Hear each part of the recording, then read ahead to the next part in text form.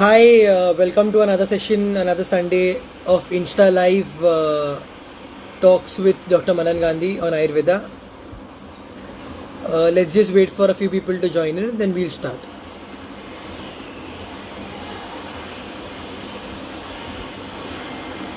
Hi guys, welcome. Hi Amuda, hi Dishank.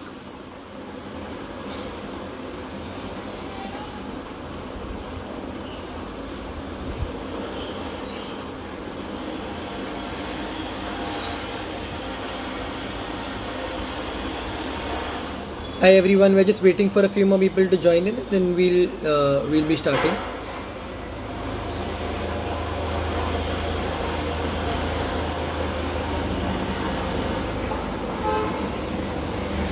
Hi Parnita, hi Kunjan bhai, hi Deepak.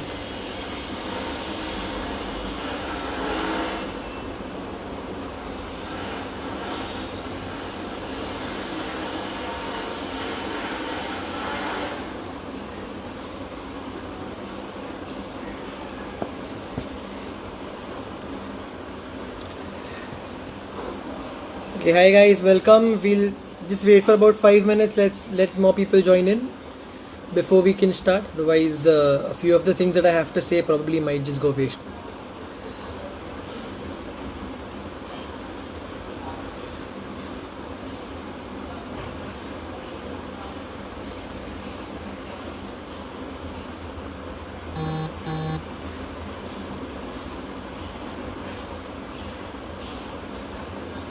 Hi Purav, hi Jayesh.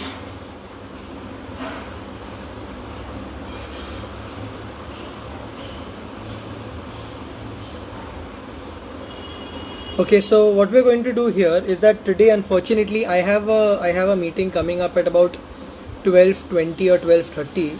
So I'm not going to be speaking for the full hour. I'll probably be speaking for about 20 to 30 minutes today. So unfortunately, today the session is going to be a slightly shorter session, and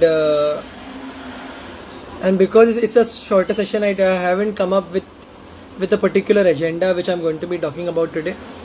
So what we'll do today is that let's just take a few questions and answers, and there's also an announcement that I want to make today, which I'll make at the end of the session.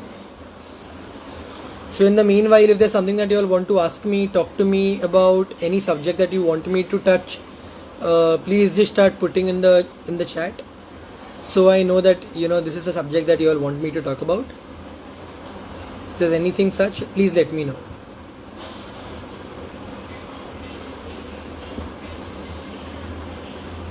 Hi Sandeep bhai.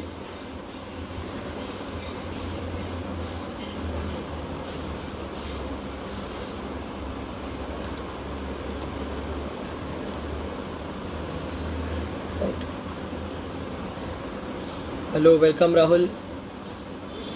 Please, you all can ask me about something, any subject or any topic that you would like me to cover today, and then we can start talking. Again, for the people who've just joined in, and quite a few have, today's session is not going to be pretty long. It's the last one. I'll have to log off at about 12:20, 12:30 max. So, okay, I have a few questions coming in. Increase in cholesterol, how can it be reduced through Ayurveda? Okay, so a few things that I think you need to know. Hi Mohan. A few things that I need to know about cholesterol is that, number one, the normal values of cholesterol are not really a generalized value, which means that a lot of reports say that any cholesterol above 200 is high. A few pathological laboratories tell you that, hold on, if cholesterol is above 220, then that's high. A few pathological laboratories say that if it's above 240, then that's high. So every pathological center seems to be following different kind of standards, and there's not a single organized standard here. But when it comes to cholesterol, what I want to explain to you, because cholesterol is normally linked with heart diseases, with heart attacks, or with people going through stents and things like that. People have demonized cholesterol much more than necessary, right? And because of this, whenever you feel that there is a little bit of cholesterol on the higher end, people suddenly start leaving ghee, start leaving oil, and I'm not talking about fried, I'm talking about the general use of ghee. Right? They start going out of all the fats completely. And let me explain how that is extremely harmful for you. Imagine this. If there's a river that is flowing and the river has a lot of silt, silt is basically the deposit that the river picks up, right? Has a lot of silt, and if you suddenly stop the flow of the river, all the silt will start sedimenting. Similarly, if your blood is extremely thick because of all the cholesterol that is there in the blood, right? The minute you stop providing that lubrication or that cholesterol, the already present cholesterol in the blood, because of a lack of lubrication, will basically start drying up. And because it starts drying up, it will start forming clots. And because it starts forming clots, these clots could then go to the heart, because the blood is moving away from the heart and then eventually towards the heart. And that could cause major problems. So for people who have cholesterol, my sincere advice is, do not immediately stop using ghee and oil. Continue using them, but in a very judicious way. Don't overuse it, but also don't go too below. If you completely stop providing lubrication, the viscosity of the blood which has gone up, the thickness of the blood which has gone up, because of a lack of lubrication, will start drying up and start forming clots, which before they were not doing that. A good example of this is that at least 2 generations or probably 3 generations above me, the sabzis that they used to eat was tremendously with a lot of oil, with a lot of ghee. Oil used to literally come out, and they used to eat this on and off, and there were hardly any people who were dying of heart attack. And you can't really tell me that, hold on, there wasn't any stress at that particular moment. We were in the British Raj, we were at the epitome of stress, we weren't allowed to do things with freedom, etc. But people didn't really die of heart attack left, right and center that people are doing right now. The reason being is that they never really stopped having ghee and oil. And because they continued, the lubrication maintained. And because the lubrication maintained, the cholesterol didn't dry up and form these kind of clots or stones in the kidneys or in the bladder, etc. So this is very important when it comes to cholesterol. I'm not saying you need to constantly have huge amounts of ghee, but you need to know that you can't completely stop it, or you can't really go to a great extent. So cholesterol, at least in the reports, needs to be taken with a pinch of salt. If you have significantly high cholesterol, which I count to be above 250, then we can do something about it. Ayurveda does have medicines for it. But don't really be extremely scared and stop everything at once, going to one extreme to the other. I think just take it with a pinch of salt. If you want, contact me or contact any other Ayurvedic doctor.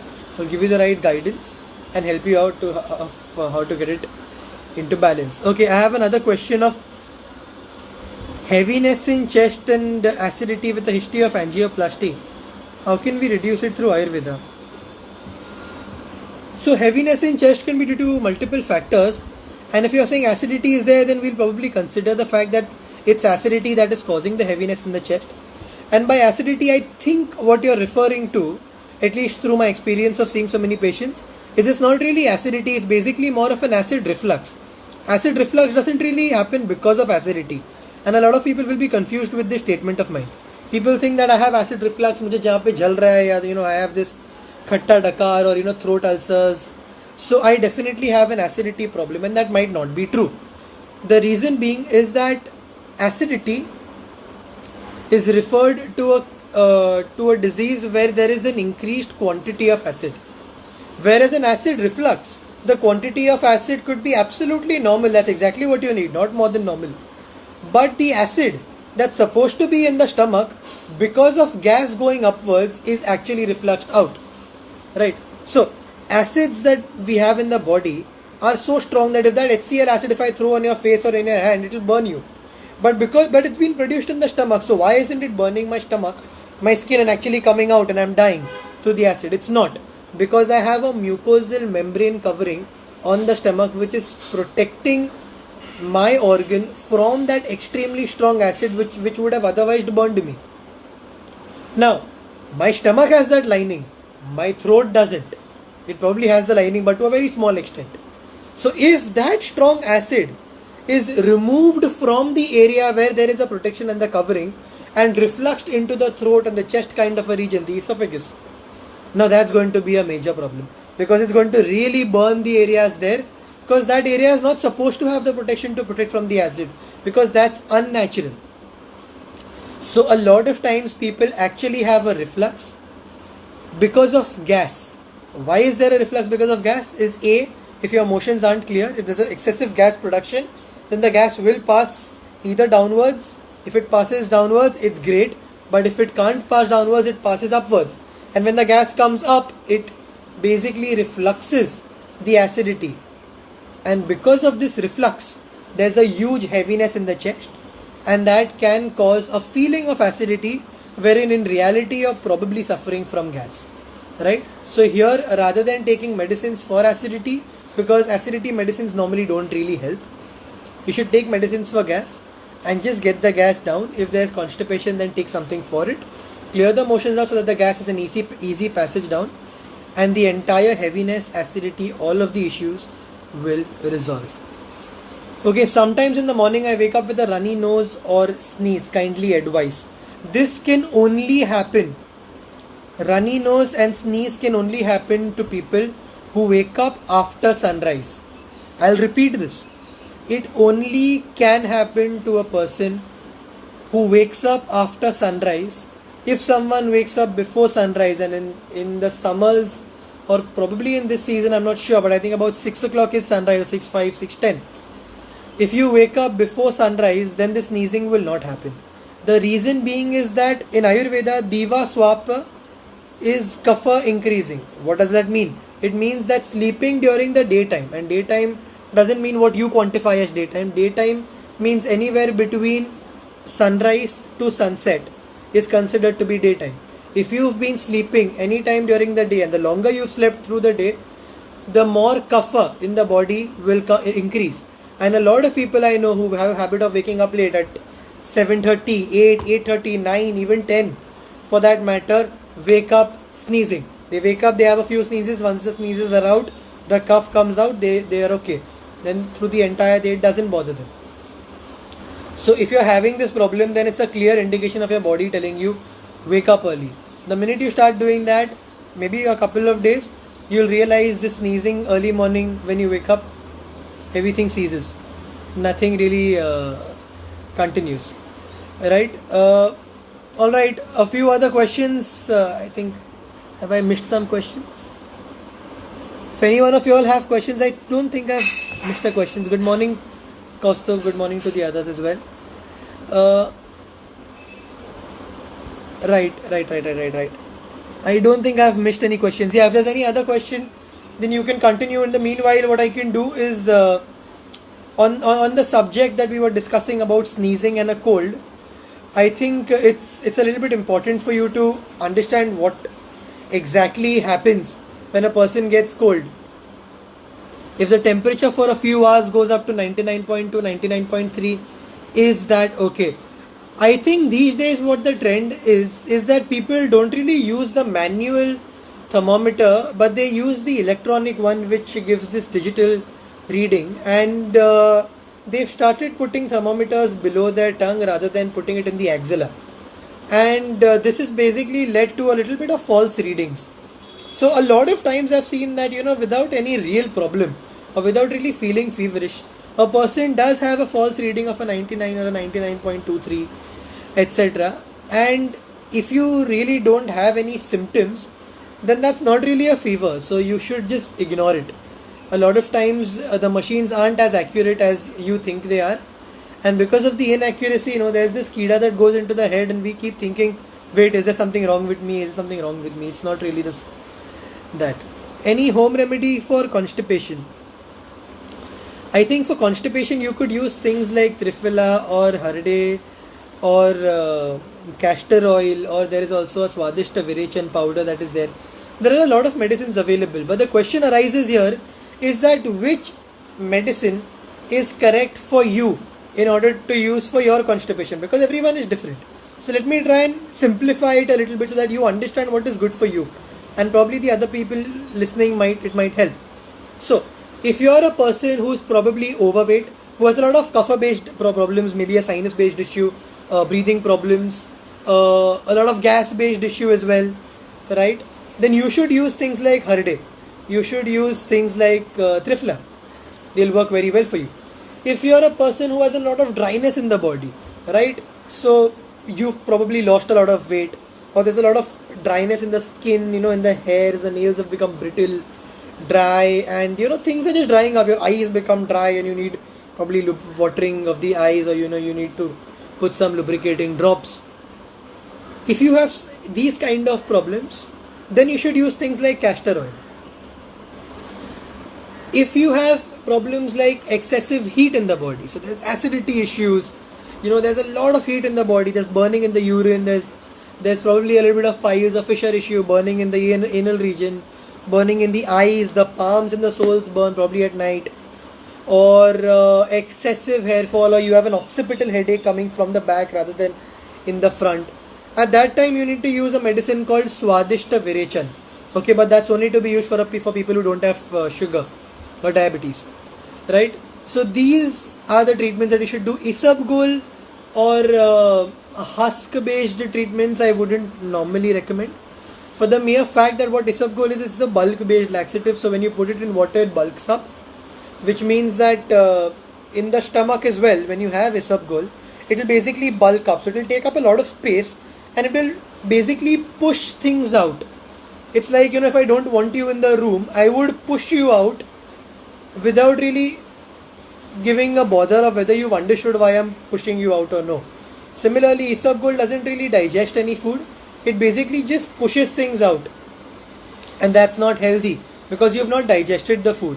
But that's okay. Even if you clear the motions using Isabgol and if you've pushed things out, that's fine. But what's even worse is that what Isabgol does is, because it bulks up, it basically increases the lumen. The lumen is basically the so the diameter of the intestine should be this much, for example. Okay, now if I am pushing things out, I am increasing the diameter to this much. Now if the diameter is increased and now there is a little bit of stool here, then my muscles will have to work even harder to contract. So people who've been taking things like Isabgol or husk or Dulcolax or things like that will have to now be addicted to it in order to clear their motions, because now their muscles, the intestine will become so big that the muscles contracting isn't good enough. They have to keep pushing it out manually. So it's very, very harmful. Don't do it. Okay, I have a few other questions. Let me just go through them. People who are suffering from a gas problem, what should they do? There are medicines that can be cured, that can relieve the gas. You might be doing well with it. Maybe a few home remedies I can help you out with. You can take lemon juice and you can put a little bit of hing and a little bit of salt in it, and you can just gulp it down. Though don't do it regularly. Maybe once in a while where there's a lot of gas, maybe a lot of stomach pain that's accompanying it, you could probably just do that. Other than that, maybe if you don't want to take things orally and there's a lot of gas probably in one particular area, because I've seen a lot of people who have this gas in one area, maybe close to the heart, maybe close to the lungs, and then they can't really breathe in, because when they breathe in deep, the lungs expand and then that area pains as if there's some needle poking or someone's poking a knife there, and it's pretty painful.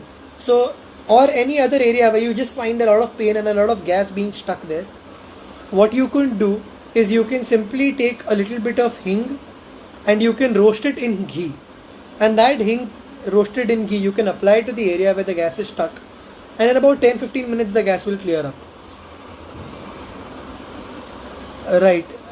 My mother has regularly been suffering from a khasi problem. What food increases the khasi problem? Khasi normally is due to a few reasons. The first one is constipation. So people who have constipation will have khasi.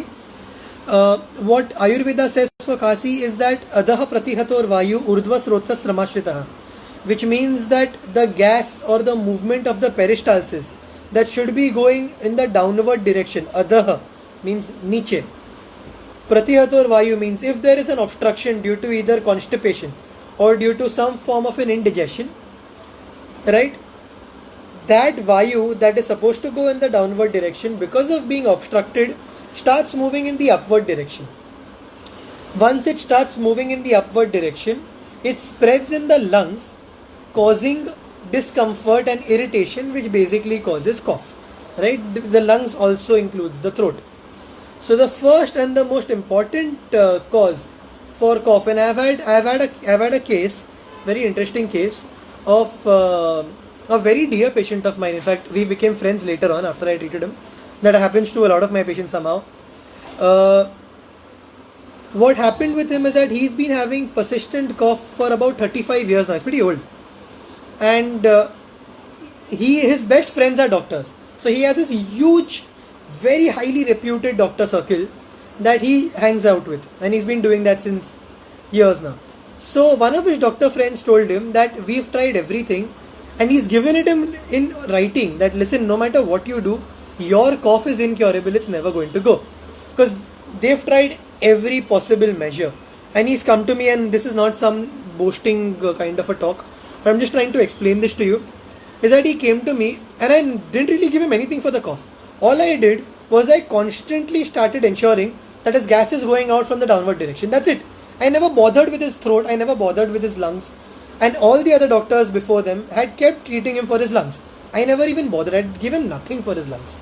All I did was keep working on the large intestine. That's it, nothing else. Only on the large intestine. Because I did that, his 35-year-old cough went away. The resultant of that was that the doctor friends that had challenged him, all of them came to me for consultation, not just for themselves, but they also came to me to understand how I managed to do this. I told them I did nothing. I only followed the shlok that I have told you right now, which is in Charak Samhita, in the chapter of Kasa. So all I did was I understood that Ayurveda defines and explains cough very differently from allopathy. Allopathy explains cough, asthma, as a lung-based disease, whereas Ayurveda explains asthma and cough as a large intestine-based disease. And that only that mere understanding had helped me cure him, multiple other patients, and due to God's grace, only because of using that one line, I had won a national award for curing asthma. Right? So, when it comes to cough, the first thing you need to understand is that constipation or gas not being able to move out from below causes cough. The second factor, I'm not going to make this very long, the second factor definitely is localized inflammation and dryness.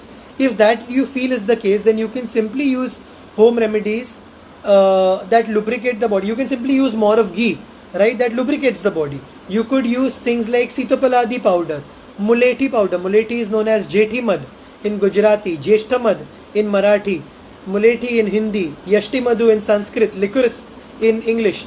Right? You can use those powders. You can even have a mixture of them. Take it with honey, lick it and let it coat the throat. Don't drink water afterwards because you want it to coat the throat and not go into your stomach.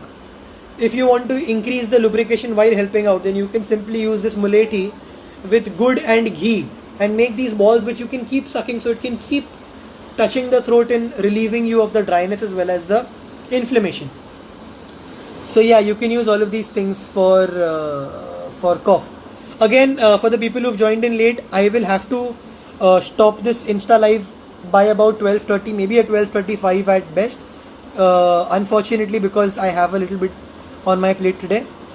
What is my take on acupuncture? Having a diploma in acupuncture myself, acupuncture I feel is a great method for instant pain relief. Whereas, and correct me, I might be very wrong, I am not an expert in these subjects. I might be absolutely wrong, but this is my personal take. Is that acupuncture isn't really a system of medicine where you can cure a problem for a long period. But it definitely is a great system is for things like pain relief, and where you can really focus on tomorrow rather than focusing on a long thing. So if you're really suffering and you need some kind of a help, acupuncture works pretty well. Okay, so if the manual thermometer it goes up to 99.3 for a few hours a day, is that okay? It is absolutely not okay, Priyanka, for the simple fact is that you're getting 99.3 every single day for a few hours, then what you are suffering from is something that we call as Jeerna Jwar. Jeerna means old, right? And Jwar means fever. So there is something in Ayurveda called as Jeerna Jwar. A lot of people suffer from feverish feelings, and they have a mild fever every day for a long period of time, which starts destroying the tissues and the person starts feeling weak. And if that is the case, then that needs to be looked into. In fact, one of the great treatments of Ayurveda here, and I will quote Acharya Charak here, is to have old ghee, Purana Ghrut, which means that ghee that is about 5-10 years old. If you consume that ghee for a few days, then that entire old fever goes away. I don't advise you to do that without really understanding how to take it and when to take it. But yes, there are very easy treatments that can solve this. Okay, have quite a few questions. Being allergic to lemon or any citrus fruits, how do we overcome that? Rahul, because I know your case, let me not answer it keeping your case in mind. Let me answer it in general.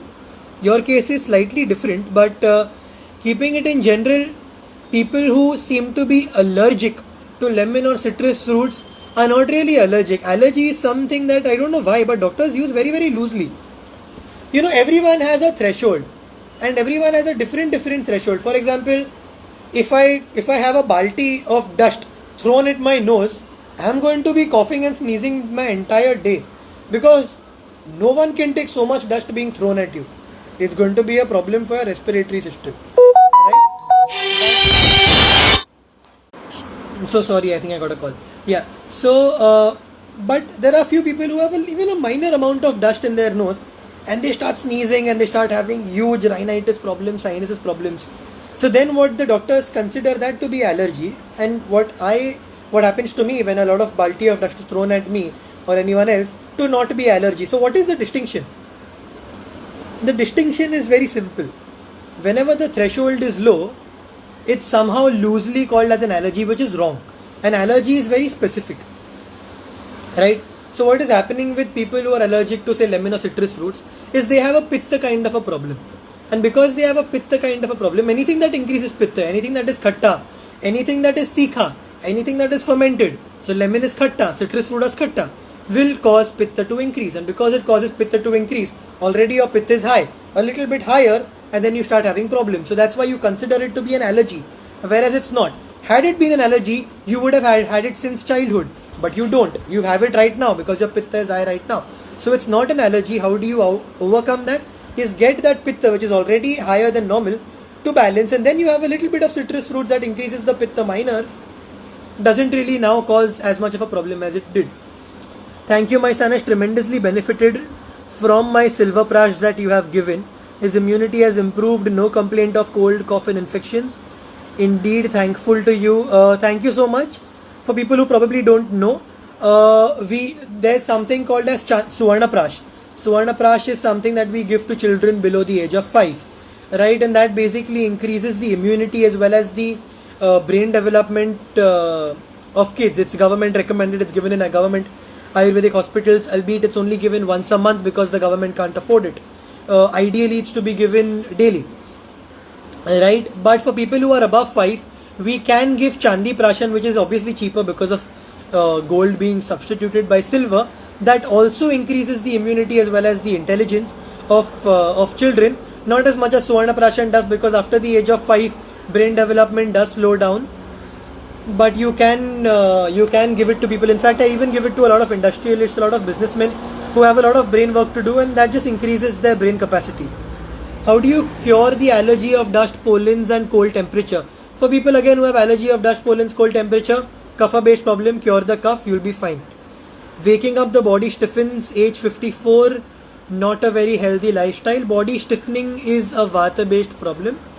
What does that mean? That basically means that the patient here needs to have a diet which is more lubricating. Stretching exercises are more important than exercises. So yoga is something that works very, very well. And the third thing is that they have to sleep early, wake up early, and do a little bit of oil massage every single day on the joints. After following the oil massage, they should ideally do steaming. I don't know how much of this is possible practically for you, but whatever is, start doing this. That will help. Okay, I'll probably be taking last couple of questions because it's 12:30 and I will have to log off today. Before logging off, as I said at the start, I'm going to be making an important announcement today, and the announcement is as follows. I'll probably even put it in the description. Is I have been thinking of taking a workshop where I'm going to be going in depth in teaching Ayurveda to all of y'all, and I was considering doing this workshop and probably charging an X amount of fee and probably taking people's token amounts so that I know how many people are interested in all of that. But then I slept it over and I thought that knowledge should be free and that's how it's meant to be. And why should I take money for just helping people? Because if my motive of life is to help people, then money shouldn't be a factor there. So, like I've been doing these Insta lives, let me just start doing Insta live where I'll probably start doing the workshop in the Insta live. I don't know if I can share a PowerPoint presentation here. If I can't, then I might even do it on a Zoom meeting separately. Or let's see how I'll structure it. But I'll probably start in September. Somewhere in September is what I'm planning to start with. Till then, I'll try and accumulate a few people. If you know a few people, you can also accumulate them. Let's come to an area where we can structure it so that everyone can join in. And with that, I think let me just end today's session. I'm extremely thankful for all of you all who've come today, who've been able to make it, and I hope you're taking away something of value today. I am Dr. Manan Gandhi, and I'm going to be posting this on my YouTube, on Facebook. It's going to be on my IGTV. You can share it, you can watch it. Thank you so much. I'll see you at 12 p.m. next Sunday. Thank you. Take care.